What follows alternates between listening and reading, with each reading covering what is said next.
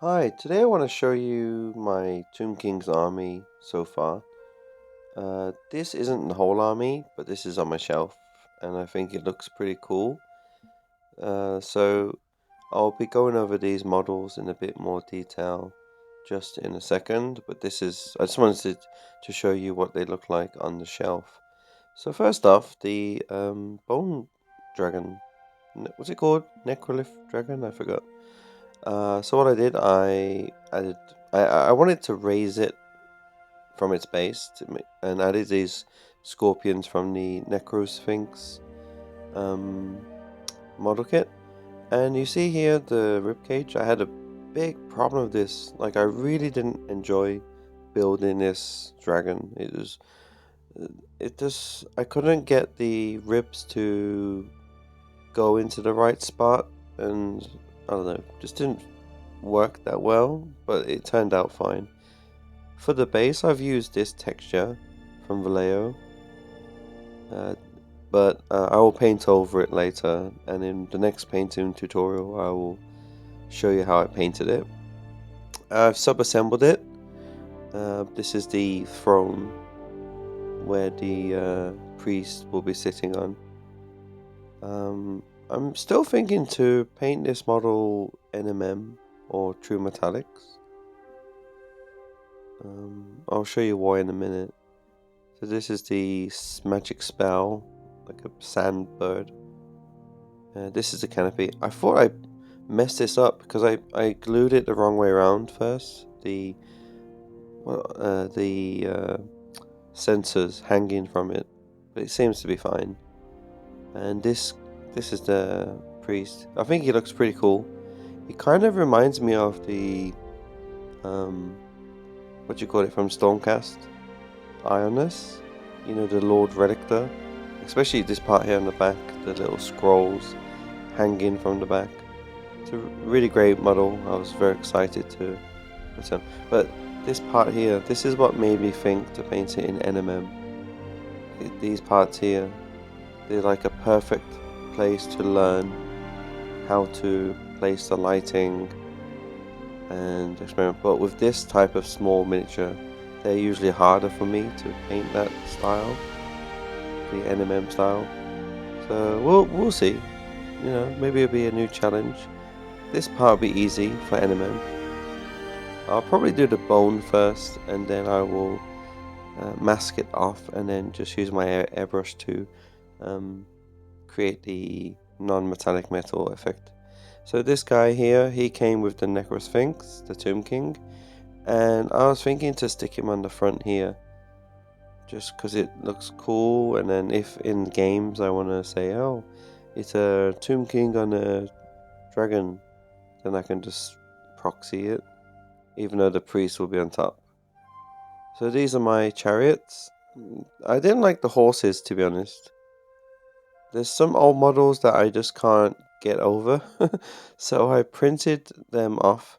So these bases come in the core set, the official Games Workshop, and they fit okay onto these 3D printed horses, but they're a bit they're very snug, but they don't, I don't know, they don't fit quite as well, but they're fine.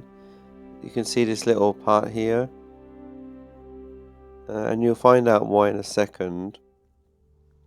But I'm still happy overall with how they look, and they fit well. I was thinking maybe I could add some fabric or chains, you know, the jewelry chains, just to fill in some of the gaps. Here's the banner bearer. I've used this totem from also from the Necrosphinx box set. I think that looks more interesting. This is the new Tomb King with the flail, and I haven't glued on his shield yet.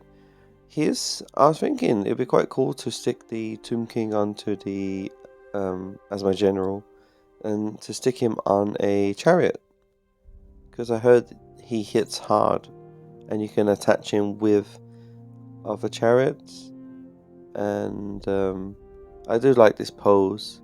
You know, like he's screaming, like charge. But Yeah, so this is the 3D printed one. I've blue tacked the wheels on. And just to compare the sizes of the official one is much longer.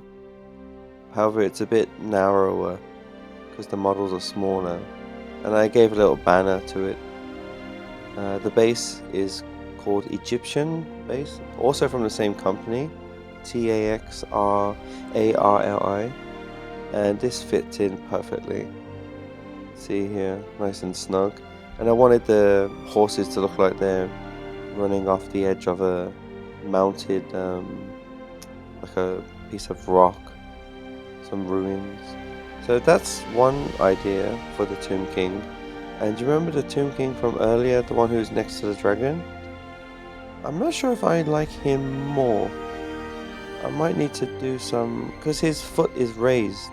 So I might need to add something on the ground to make him look like standing on something. But it kind of looks a bit more suitable for this one, right? Can you comment and let me know what you think looks better? So yeah, when I play games, I'll attach him to this unit and yeah, see how that goes. So in my last video I showed you I was 3D printing Tomb Guard. I was calling them Temple Guard, but that's the wrong name. I sprayed it with Wraithbone, and this is what it looks. The base I've done already. I will include that how I painted it in the coming video. It's very simple. These are the shields for the Tomb Guards. Yeah, they're quite similar to the Games Workshop ones, but they don't really fit well on the arms, so I'm gonna cut it a bit, and you'll probably see that in one of the videos. I showed you this guy last time, nothing new there. I'm still gonna paint him. And this is a model that I've been looking forward to for so long, the Necro Sphinx. So it's super like sub-assembled, because this part here, the gold part, will be, and the wings, they will be, I'm really thinking to do NMM gold on it, because I haven't done it for a while. And this whole body will be marble, a green or a blue marble. So these parts I haven't glued on the arms or the weapons, because I'll be painting them NMM. It's just like a personal project. If I mess it up, I'll just paint over it with some golds. But when I saw these wings, just like the dragon, there's parts, when I saw it, I was just like, oh, I want to try NMM on these. So I've been working on these guys. I showed you in the last video. I've based them on the Egyptian bases, and I've experimented with this kind of emerald, marble, crystal effect, as you can see on the tail and the body. My next video is going to be showing how I painted these guys in this way. So these are the knights, Necropolis Knights, there we go, I said it. And so they're the three at the back, and these guys at the front are the stalkers. This one's finished. I'm not a fan of it. I don't know, its face is a bit silly. It's like he's smiling. Or my friend says he looks like from the Scream movies, you know, the scary mask. But this is what they kind of look like when they're done. And I'll be including these in the coming video, probably next week. So if you're interested, tune in next week and I'll be uploading the videos how I painted them. Thank you, bye.